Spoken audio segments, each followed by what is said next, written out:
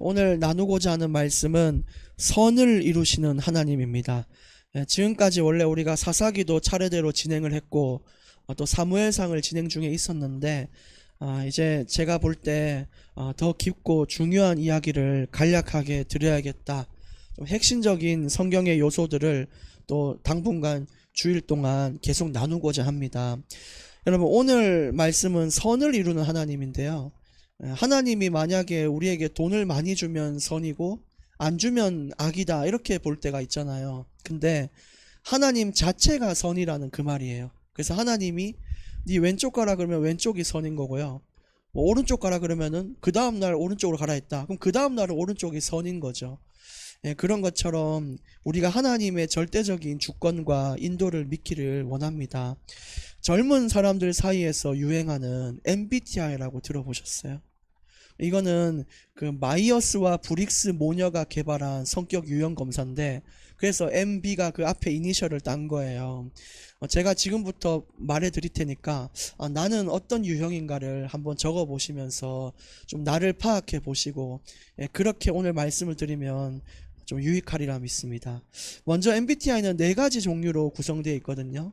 근데 첫 번째는 외향이냐 내향이냐예요. 예를 들어 내가 다른 사람들하고 있으면 기가 빨린다. 빨리 집에 가고 싶어. 이 사람들 쫑알쫑알 되는 게 너무 듣기 싫고, 나는 바깥에, 그러니까 막 그냥 집에 혼자만 있고 싶고, 나는 집순이다.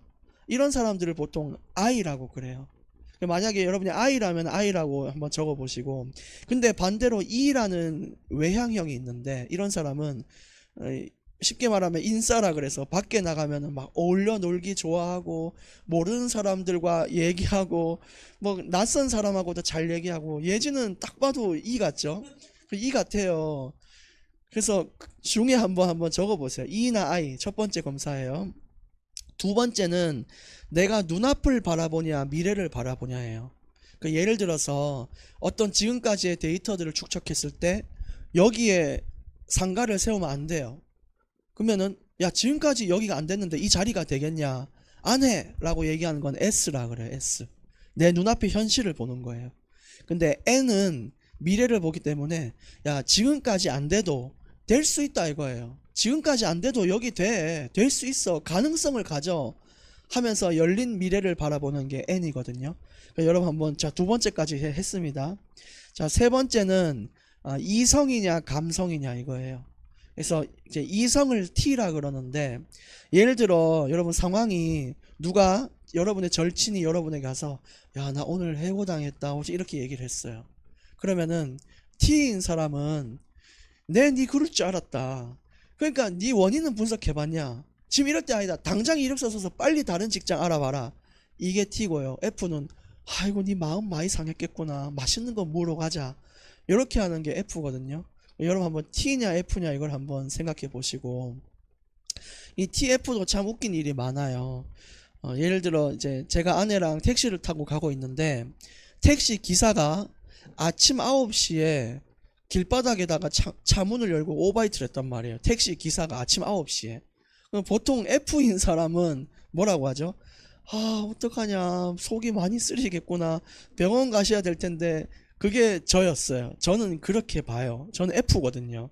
근데 제 아내는, 사모는 T여가지고 아침 9시에 토를 한 걸로 토대로 봤을 때 저건 분명히 어제 술을 과음했다, 이 분석을 하는 거예요. 분석을. 지나가는 비를 봐도 야, 정말 아름답게 비가 내리는구나, 이게 F인데, 제 아내는 저게 장마 전선이 시작됐구나, 이렇게 얘기를 하는 거예요. 이게 T와 F의 차이거든요. 한번 적어보시고, 그다음 마지막 검사는 J냐 P예요. J는 계획형, P는 즉흥형이거든요. 그 여행을 갈 때 저는 J다 보니까 내일 뭐 해가 뜨는 시간, 해가 지는 시간, 거기 주변에 명소를 알아놓고 예약하고, 식당 예약하고, 언제 신발끈 묶는 것까지 적어놔요. 저는 실제 그래요. 제 노트에 보면 오늘 3시에는 신발끈을 정리한다, 이렇게까지 적을 만큼 저는 계획적이거든요. 근데 P는 계획이 없어요. 그냥 눈에 보이다가 야, 요 식당 맛있겠다, 들어가는 거예요. 계획 없어요.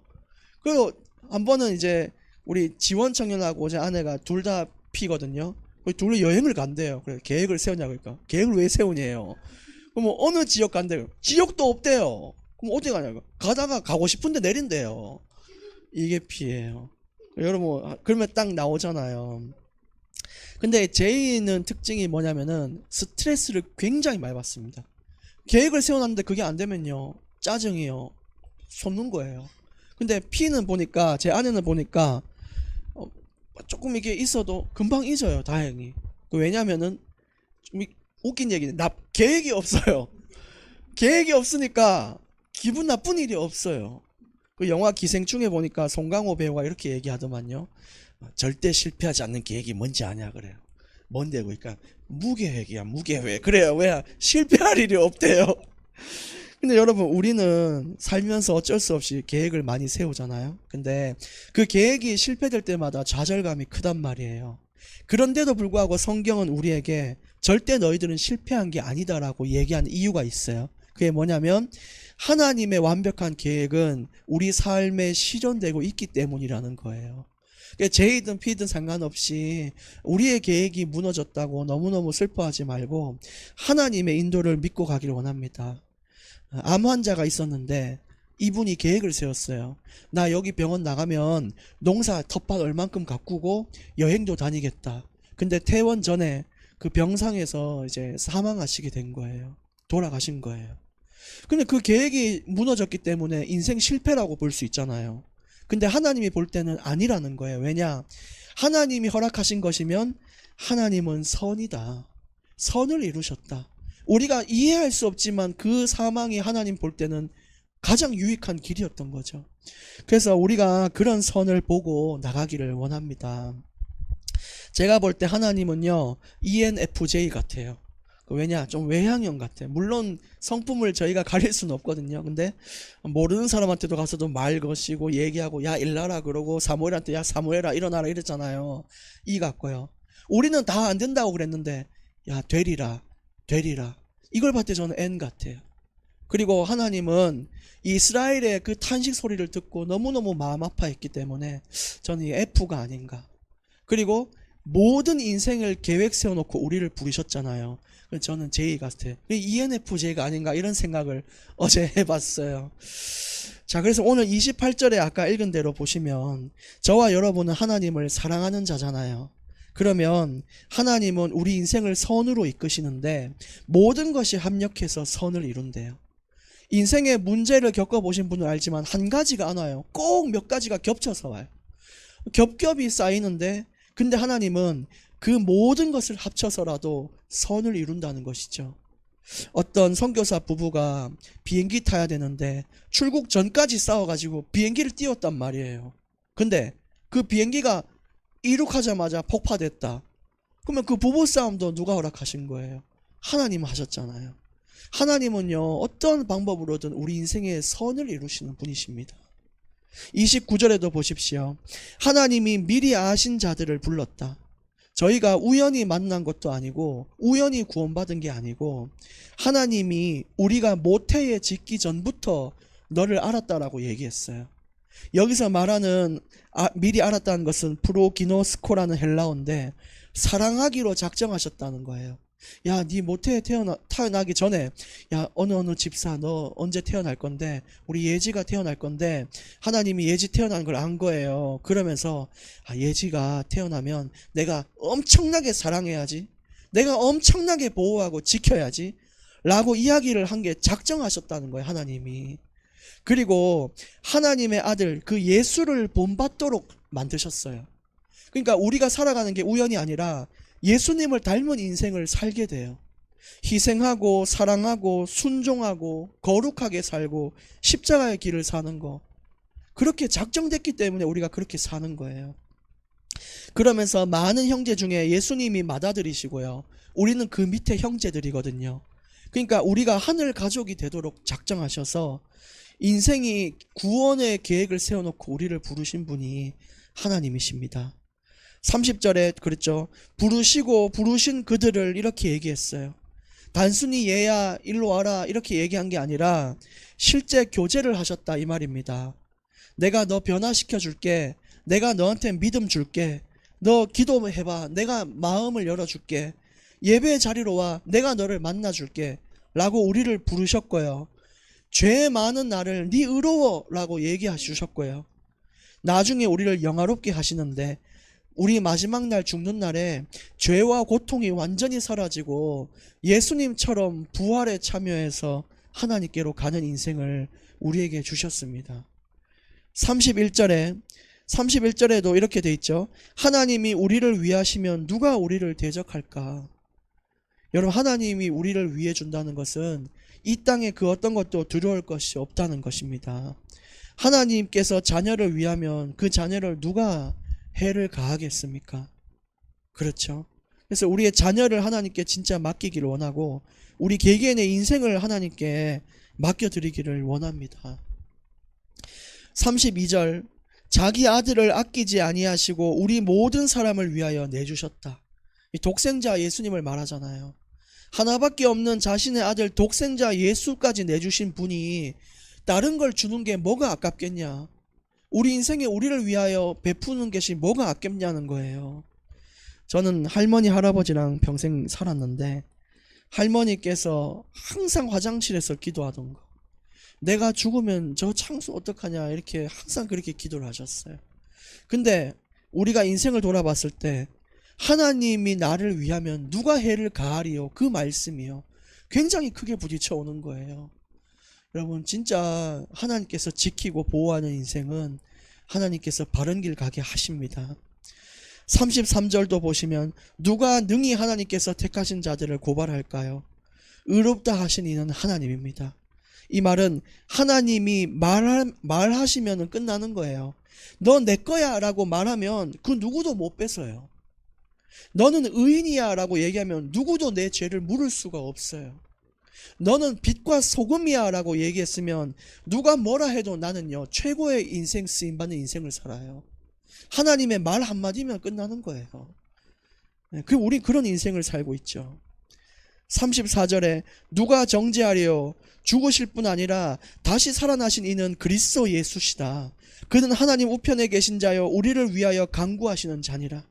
그 생명을 쥐었다 폈다 하시는 그 부활하신 예수님이 우리 인생을 위해 일하고 계신다. 우리의 생명도 예수님 거, 죽음도 예수님 거, 우리의 가고 서는 것도 예수님 거, 우리의 모든 인생은 예수님 겁니다. 그래서 그게 성경이 지금 보증하고 있는 거예요. 그분이 우리를 위하여 일하고 계신데 무엇이 두렵겠냐라고 얘기하고 있죠. 35절에 보면요, 누가 우리를 그리스도의 사랑에서 끊냐? 환난, 곤고, 박해, 기근, 적신, 위험, 칼날 들어와도 결코 우리가 그리스도의 사랑에서 끊어지지 아니한다. 이것이 안 온다는 것이 아닙니다. 올지라도, 인생에서 이게 올지라도 우리를 해를 가할 수 없고 우리는 안전하다라고 이야기하고 계세요. 하나님의 사랑만 받을 수 있으면요 두려운 건 없는 거죠. 하나님의 사랑 안에 거하십시오. 사막에서 실종된 아이를 건지기 위해 많은 수색팀들이 다녔는데도 안 보여요. 근데 자신의 아이를 구하기 위한 아버지가 이 헬기를 타고 사막을 돌아다니면서 아이를 보는데 남들 눈에 다 안 보이는데 아버지는 보이는 거예요. 우리 애다. 그게 건져 올렸다는 그 간증이 있잖아요. 하나님께서 우리를요 건져 올리시는 게 그런 거예요. 그 사랑에서 끊을 수가 없어요. 누가 그 아버지의 사랑에서 우리를 끊을 수 있겠습니까? 36절에 기록된 바 우리가 종일 주를 위하여 죽임을 당하게 되며 도살당할 양같이 여김을 받았나이다함과 같으니라. 비록 지금 우리의 현실은요 도살당하는 양과 같아요. 근데 그것은 하나님이 허락하신 일입니다. 많은 좌절과 핍박과 어려움이 있지만 예언된 일이고 반드시 와야 될 필연적인 일이라고 얘기를 했어요. 왜냐? 고난은 하나님 자녀의 증표거든요. 나중에 우리 하나님한테 갈 때도 야, 네 예수의 흔적 보자. 아, 여기 있습니다. 그래, 네 고난 많이 받았네. 오케이, 들어와. 이게 하나님 자녀의 증표예요. 37절, 그러나 이 모든 일에 우리를 사랑하시는 이로 말미암아 우리가 어떻게 됩니까? 넉넉히 이기느니라. 그냥 달리기 선수가요 0점 몇 초 차이로 승리된 게 아니에요. 따라갈 수 없이, 우사인 볼트 보십시오. 얼마나 빠른지요. 따라갈 수가 없어요. 넉넉히 이기느니라. 여러분, 하나님의 은혜가 있으면 위로를 얻고 용기를 얻고 인생의 어려움이 납득이 되고요. 도전이 되고 다시 일어서는 거예요. 말씀 안에 붙어 있기를 정말 예수님의 이름으로 축복합니다. 38절, 그러면서 이 모든 것을 바울은 이렇게 얘기해요. 내가 확신한다.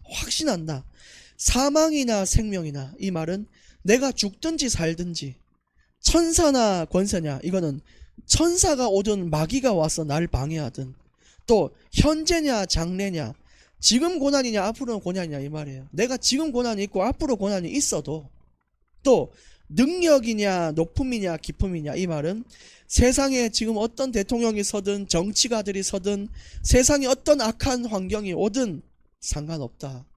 다른 어떤 피조물, 뭐 어떤 짐승이 와서 나를 방해하든 어떤 영적인 존재가 오든 내 주변의 사람들이 나를 괴롭혀도 그리스도 예수 안에 있는 하나님의 사랑에서 끊을 수가 없다. 그 어떤 일이 와도 하나님이 나를 사랑한다는 것은 변함없고요. 건져 올리는 거예요. 그 사랑에서 끊을 수 없어요. 나를 향한 하나님의 계획이 있거든요. 그건 반드시 이루어집니다. 그 뜻을 막을 수가 없어요. 하나님 주신 내 인생 바꿀 수 없어요. 차에 내비게이션 있는 분들은 알죠. 우리가 서울 찍고 가면은 가다가, 전 길치거든. 저 길을 잘 못 찾아요. 희한하죠. 길을 못 찾아요. 한 번은 가야 되는데 다른 데로 빠졌단 말이에요. 그러면 제 인생이 망한 겁니까? 근데 서울 가야 되는데 다른 데로 빠졌단 말이에요. 우리 인생도 그럴 때가 있잖아요. 하나님이 이렇게 하라 그랬는데 이렇게 빠질 때가 있잖아요. 그러면 하나님은 내비게이션을 뭐라 그래요? 경로를 재탐색합니다. 또 경로만 바뀐 것인지 목적지는 같다 이거예요. 그러니까 우리가 지금 이 신앙의 여정을 가거나 인생을 살 때도 다른 곳으로 빠질 때도 있고 돌아갈 때도 있고 멈추기도 하고 아니면 알게 모르는 다른 길을 열어줄 때도 있고 이런데, 그러나 확실한 건 뭔지 아세요? 하나님은 선하시다는 거예요. 반드시 그 목적을 달성하시고 반드시 이유 있는 결정을 하나님이 주시기 때문에 인간적인 지식으로 어떤 좌절을 느끼지 말고 하나님의 길이 뭔지를 구하는 자가 진정한 믿음의 사람이 아니겠습니까? 그래서 결론의 말씀을 드립니다. 어떤 일과 사건, 또 인생의 어떤 새로운 길, 그런 길들이 열려도 당황하지 마시고 하나님이 완벽하고 선하다라는 것을 인정하기를 원합니다. 진짜 하나님 완벽해요. 우리가 어떤 결정을 내렸다고 해서 하나님 뜻이 바뀝니까? 안 바뀌어요. 그냥 길이 달라진 것 뿐입니다. 하나님은 날 사랑하기 때문에 그걸 믿는 인생이 되기를 진짜 원합니다. 또 여러분, 우리 인생에서 제가 중요한 교훈을 올림픽 보면서 발견을 했거든요. 올림픽 보니까 어떤 선수가 그날 예선 탈락을 했어요. 근데 인터뷰를 하는데 이 기자가 물어요. 떨어져서 어떡하냐 그랬더니 이 여자가 제가 뭐가 부족했고 실력이 안 됐고 이랬는데, 뒤에 웬 코치가, 자기 그 여자 선수 코치가 이 방송하고 있는데 뒤에 막 자꾸만 이렇게 왔다 갔다 하는 거예요. 왜 저러냐, 지금 방송 인터뷰하고 지금 안 그래도 떨어져 기분 나쁜데 저 왜 저러냐 하고 봤더니 스케치북을 하나 이렇게 들고 있는데 거기 뭐라 적혀 있냐면 이제 나랑 결혼해줘라고 적은 거예요. 코치가 그 여자 선수한테. 그 인터뷰할 때 그렇게 프로포즈를 한 거죠. 그럼 그 여자는 그날을 내가 예선 탈락한 날로 기억할까요? 프로포즈 받은 날로 기억하겠습니까? 더 큰 임팩트 있는 것에 사람은 꽂히게 되거든요.